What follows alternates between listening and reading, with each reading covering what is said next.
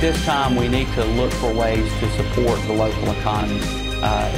It's very important to buy products that are made locally, not only with Blue Water, but our fruits, our vegetables. It's time to support the home team. I feel that Americans acting in their own enlightened self-interest, whenever they can, should buy an American-made product. Good evening, everyone. I'm Tanya Rivera. Did you know that every year thousands of products are made right here in the Triad? Everything from hot sauce, cool, clear water to really anything and everything in between. But we start tonight with a dream that turned into a chain of specialty grocery stores. You know them for their name. You also know them for their fresh take on food. We actually chose Greensboro because we liked it. We had never been here before, drove into Greensboro and just fell in love with the city. And the city fell in love with their idea. My wife actually did the colors and the texture and the feel of the store. I like the classical music. Their concept, a specialty grocery store that caters to the customer. Normally our meat is cut fresh every day. That's what sets us apart from everybody else. This is one of our Fresh Market's best cut of meat. Filet mignon. Ray and Beverly Berry opened the first of their Fresh Market stores on Lawndale, right at the corner of Pisgah Church. So we opened it in March of 1982. And now they have 88 stores with plans to expand. And we plan to open about a dozen next year. A key to the growth? Customer demand and attention to detail. We're very picky. For instance, produce, where we're standing now, we have some people in produce that actually source a lot of local produce, and they contact growers and go out in the fields and make sure that what we're going to get is the best that can be bought. From salsa to sauce, soap to granola, the store is filled with products made right here in the Triad. A lot of times a small company like that will have a real focus on quality, and so it enhances our product offering. And it also helps someone else in our neighborhood. And who wouldn't want to be part of this neighborhood? What time are you starting on? At 5 o'clock, 5 a.m. With treats baked up daily, cheese sliced to order, this store is not just fresh in name only. It's just our commitment to high service and high quality. That's it. And we absolutely don't cheat. We do things like our ground beef is ground fresh every single day. Let me have the filet that's on the bottom. And local employees complete that Fresh Market experience. I started in Memorial Day, 1985. Thank you, dear. Since I've been here so long, I actually know about 80% of the customers by the first name basis. I know exactly what they want when they come in the store. All that's left now from the original location is the marquee. But one thing has always remained: the company values that were set some 27 years ago. Our dedication to quality and service. The Fresh Market started with just 63 employees back in 1982. Now they're in 19 different states, and about 6,000 employees actually pick up a paycheck from the Fresh Market. The Fresh Market has also made a whole lot of other made in the Triad businesses grow. For instance, Sarah's Salsa. When we first caught up with Sarah Ward, the Fresh Market was the only retailer she was selling to. That has changed in a big way. We wanted you to see the story before her big break. Today's actually a little bit of a light day. The light days at Sarah's Salsa may be numbered. And we're doing between 1,500 and 1,800 cases a month. And when we take on Harris Teeter, that will triple. Those kinds of numbers were just a fantasy back in 2005. Sarah had adopted her second daughter. And at that time I was making probably 50 pounds on Friday, taking it to the Greensboro Farmers Market. We just wanted to pay the mortgage, and I wanted to have some more flexibility. I knew I could make the salsa at home. Each and every Saturday, she'd make that trip to the Yanceyville Street Farmers Market, where she'd quickly sell out of her combination of onions, tomatoes, garlic, and cilantro. Someone from the Fresh Market tried our salsa there and called us in and made us an offer we couldn't resist. 3 days a week, Sarah, her two partners, and several friends from church chop and dice, mix and scoop 6 different flavors of this all-natural salsa. Now the dip on the chip is catching the attention from food critics across the country. We just got back from the Fancy Food Show in New York, and that was a great affirmation that our products stood up against products from around the world, and it was received well. And on trips to the grocer, even the youngest of connoisseurs take note. When I take my kids, my son who's 9 will be like, hey, that's my mom's salsa. You know, it's just very, very fun. It does give you a sense of accomplishment to see it out there. It's not just the salsa. The work environment leaves a good taste in the employees' mouths, too. It never feels like work because we have a great time and fellowship together. It's just, it's therapy. And we happen to make salsa. It's like a family. We get together and we discuss, you know, what's good in our life and what's bad in our life, and we try to help each other get through some struggles and some good times, too. Now the conversations may include, where do we grow next? As we grow, we don't want to lose the environment that we have here. And so that's one of our goals, is to try to keep our kitchen in North Carolina. We want to keep it a ministry and just keep it fun. When Harris Teeter came on board, the orders for Sarah's salsa nearly doubled. In Super Bowl Sunday, it's expected to be her biggest Sunday yet. I gotta tell you, it is delicious. Thank goodness for our next company. Salsa stains, dirt, grime, smells, they're all helping a Rockingham County company clean up. We're giving people value, and people need value right now. It cleans, and it could save you some green. This hypoallergenic laundry detergent is bagged, wrapped, and boxed out of this old warehouse in Mayodan. We've gone from 10% of our business being powder to 65% of our business being powder, so this is the largest growing product that we have. 1976 is when we actually started the soap company. You might have heard of it. It's Charlie's Soap. The name Charlie Soap came from my dad rather than me, but I'm the guy who actually made the stuff. Back then, the textile industry that Charlie was working for was producing yarns and relied heavily on lubricants for the machines. But the oil was kind of tough to wash off, and the main company, MACK, decided that they needed a soap to wash the stuff off. And the stuff worked, and worked so well, in fact, that the textile plant employees lathered up Charlie with praise so that he would make more. We got further involved in this because people would steal it and take it home and do their laundry and wash the dog and whatever the heck else. All was good until the textile industry washed up. We were not doing all that well back in 2002. I don't know, it had kind of diminished quite a lot. Charlie's sons came on board, and the Charlie's Soap marketing machine began. We started with a 1 order a day on the internet, and 2 orders a day, and then 3 orders a day. It just snowballed. They have customers in all 50 states and 32 countries, mostly through word of mouth. This is actually going to be sold to a company that is going to be repacking it under a different name. And we have many customers like that. So the odds are you're already using Charlie's Soap, regardless of whether you're using it or not.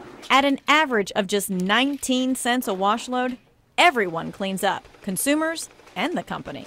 We represent the basics. That's why our little bag has 80 wash loads. It's 80 wash loads because we don't put all the other junk in there that would just fill up a big bag. Now, Charlie's Soap claims it can clean all sorts of things, everything from, let's see here, false teeth to a diesel engine. What I'm really hoping it'll clean? Salsa stains. Coming up on Made in the Triad, 2 companies that would seem to go hand in hand. One starts a fire in your senses, the other puts it out.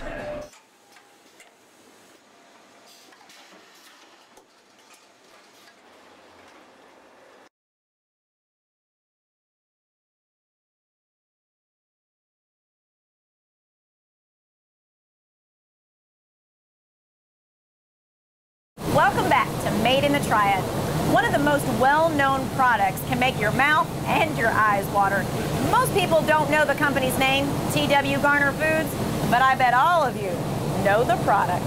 My uncle bought a little barbecue restaurant in the late 20s, and the restaurant had with it a recipe for barbecue sauce. That one recipe would start a flavor-filled franchise. And somebody suggested that we needed to make the barbecue sauce hotter. But instead of making the barbecue sauce hotter, we added a hot sauce. The name of that hot sauce? Texas Pete, the most famous hot sauce in the Southeast and a nationally known taste bud tickler. My dad's nickname was Pete, And Texas also had a reputation for having spicy food. So the name Texas Pete came about. The family-owned and operated business now spans 4 generations and produces a variety of products with the Texas Pete name. It's always been important to us to, to keep it in the family and to run it as a family business and to treat our employees and our customers and our vendors like we would want to be treated. Family is a word that you hear often in this plant located on Indiana Avenue in Winston-Salem. Everybody feels included and inclusive, and the Garners make sure that they look out for everybody. They really do. They have a genuine concern for everybody that works in the plant and their family. It makes you feel good, like you're a part of their family also. It's just not business. On a personal level also. We're very proud of the product that we make, and we've got a lot of good people that put a lot of hard work into doing it every day. And it is hard work to turn out this hot sauce. Everyone has to work together to get out 600 cases an hour. Their efforts are in no way watered down. Profits were up in 2008. We just sort of keep rolling along at a steady pace, and we're very fortunate in that respect. The Garners savor their past success and are looking forward to being the flavor of the future. We're going to be around. We're going to find a way to survive and to prosper even in tough economic times. This is our home, and this is where we plan to stay. In case your mouth is still on fire from the last story, all you have to do is make the trip from Winston-Salem to Advance to quench your thirst. This made in the Triad water has been to all sorts of places, from the Ritz-Carlton to the celebrity cruise lines. But whatever you do, don't call it Le Bleu. From the name, Le Bleu is the blue in the Blue Ridge Parkway. So we're very proud to have put a little bit of a French twist on the Blue Ridge Parkway. To the contents. The source of Le Bleu bottled water is the municipal water here in Davie County. Le Bleu is saturated in North Carolina history. We're very proud to be a North Carolina company. All of it started in 1990 in Advance, North Carolina, when bottling water was not the trend that it is today. Our founder, Jerry Smith, is still the private owner of Le Bleu bottled water. And Jerry knew that if people would pay for soft drinks, they would certainly pay for health. With so many choices on the market, you might wonder what sets Le Bleu apart from the competition. We all are involved in a team concept of producing the best product in the world. When I say the world, I don't mean just the United States, I mean the world. We feel like our product equates to any beverage in the world. To meet customer demand, the 50-person production plant fills 600 bottles a minute. While the machines are the key to speed, the backbone of the operation is the employees. They're our front line as far as defense to anything leaving this plant that we don't deem a quality product. So these people are the people that are the eyes and ears of Le Bleu. Le Bleu quenches the thirst of folks in all 50 states and as far away as Japan. In many places, as nice a places as the Ritz-Carlton. And the company is a proud supplier of water to the military. Pure water doesn't expire, and that's why the military utilizes a lot of Le Bleu water. Company success truly trickles down because the product is produced locally and Piedmont people stay employed. At this time, we need to look for ways to support the local economy. It's very important to buy products that are made locally, not only Le Bleu water, but our fruits, our vegetables. It's time to support the home team. Still to come on Made in the Triad. How can a photo be a catalyst for a company? And if you had to pick between a piece of property and a recipe, which one would you choose?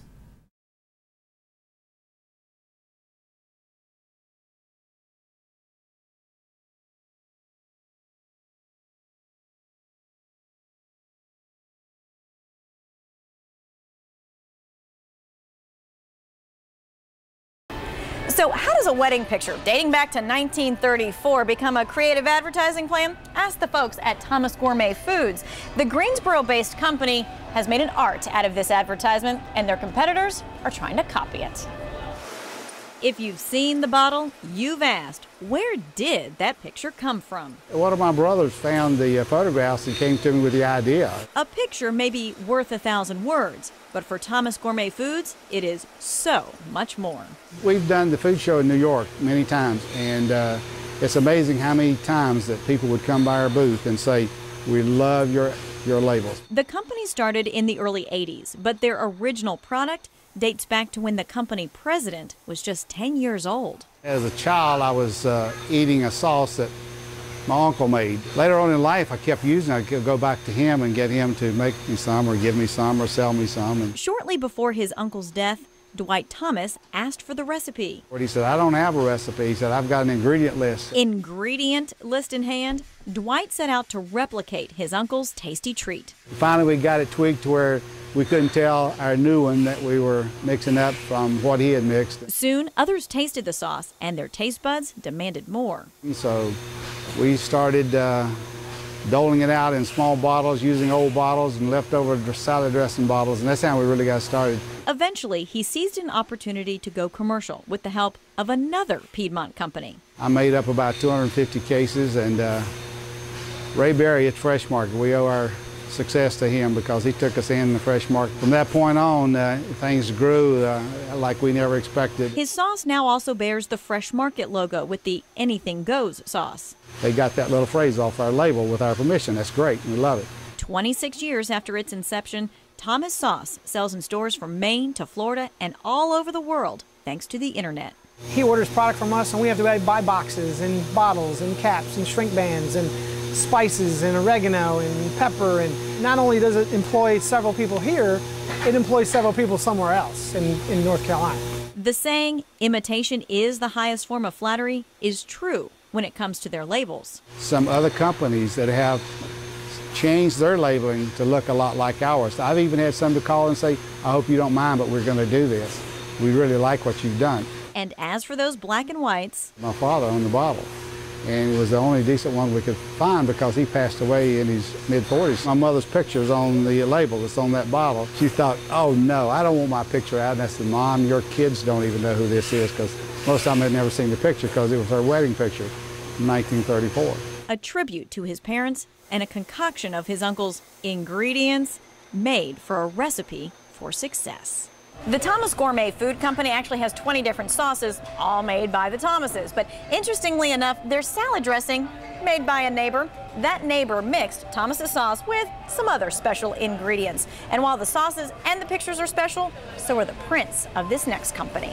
A lot of us are cutting back on our spending due to the economy, but there's one group that's not. Take a look at all these collars. Pet owners spent a whopping $43 billion last year on their furry and four-legged friends. And that number only expected to rise, and that's great news for one Triad company. With marker in hand, this one here is called Bohemian Patchwork. Designer, owner, and president Pat Cockrell adds to her almost 250 creations. The designs make everybody happy. Especially the four-legged ones. It's like this where I'm trying different color combinations for a while, and then one will just really hum, and I'll know it's it. The designs have taken a different twist since the company first formed in 2001. Started out with lanyards and shoelaces. I bet we've printed millions of yards of SpongeBob SquarePants shoelaces. I think we've outfitted every kid in the world. Green Daisy, let's see. In 2004, the addition of Cockrell, this is it right here on the top, pushed them in a whole new direction. You know, Pat's artwork, it's just, you know, she thinks with a portion of the brain that I know that I don't have. It's just really cool art. Dogs like to look good too. Now, Yellow Dog Designs manufactures its own line of collars, leads for dogs and cats, and the horse industry. We thought the pet industry was just a no-brainer since the company was already called Yellow Dog Design, and we love dogs. So here we go. From the trendy to the holidays, for those with a sweet tooth and those with a message, all of the collars and leads are produced in Greensboro. Nothing is imported, but there's plenty of exporting going on. We ship every day, obviously, and we ship, as I said, as far away as China and all of Europe, all through the United States. And despite the recession, the owners feel they have a solid footing as they look beyond 2009. You know, we're offering a product that you don't have to spend a lot of money for and dress your dog up. It's not just the product, but the work environment as well. All 30 employees are invited to bring their dogs to work to help continue that family feel. I mean, the key word there, you said there's family. We know our employees, we know their kids, and we know their pets. I mean, we're all one family here.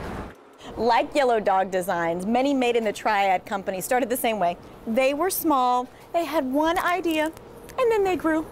Look how cute. Oh. Not every business is growing. Some are actually on the rise. This business all started with a decision. Either grandma's farm or a homemade biscuit recipe. Lucky for the man who made the choice to choose biscuits. This homegrown business is, well, rolling in dough. Before the sun rises, At 4:30 in the morning, we get cranked up and we get going. about a baker's dozen of employees First sausage of the day. take a crack at a new day. Gotta get it mixed up real good. The flurry of activity in here I love doing this type of art. is all designed to make the day better. That's how I get it started in the morning. Are we ready to go, guys? Founder Maurice Jennings began all of this with a bread store in Burlington. Soon after, they began making pizzas, and Pizzaville was born. And he said, that's a pretty neat idea. We don't have anything going on in the morning. Maybe we should try that. So we added biscuits in the morning. In 1976, they opened the first biscuit-only store in Danville, Virginia. Biscuitville, of course. Yeah, I'd probably take the deed to the farm, but knowing what I know now, I think he made the best choice. Now, with 52 stores open, all located within a 2-hour drive from the corporate headquarters in Greensboro. Welcome to Biscuitville. Would you like to try a combo?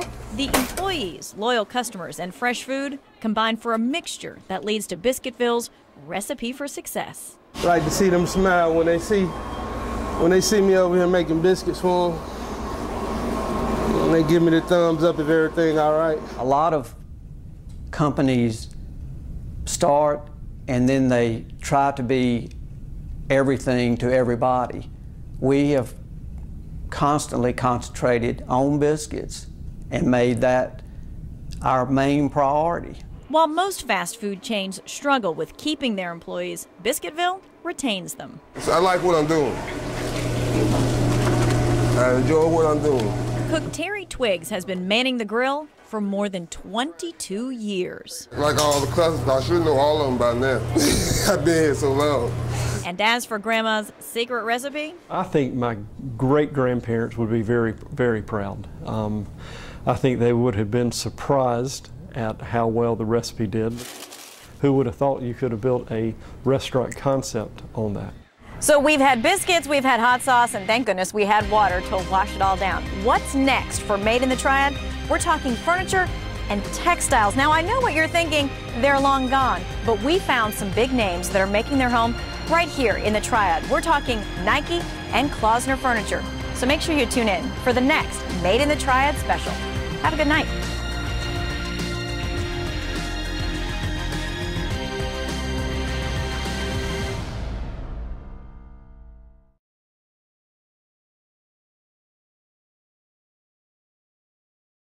And discovery became a reality.